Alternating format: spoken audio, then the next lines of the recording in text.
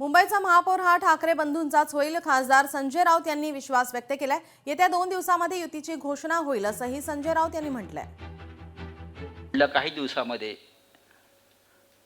2 पक्षाच्या युतीची घोषणा होईल। हा महाराष्ट्रासाठी आनंदाचा क्षण असेल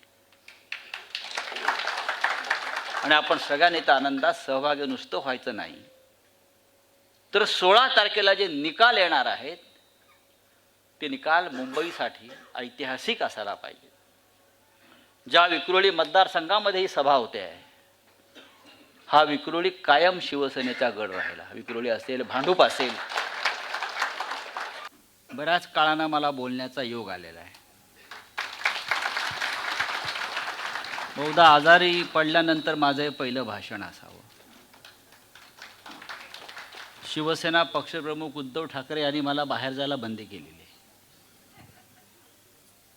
पण आपल्या विभागामध्ये हा महानगरपालिकेच्या निमित्तानं हा मेळावा होतो आहे आणि सुनील भाऊनी म्हटलं येता का? मी म्हटलं येता काय म्हणजे काय, येतो ना।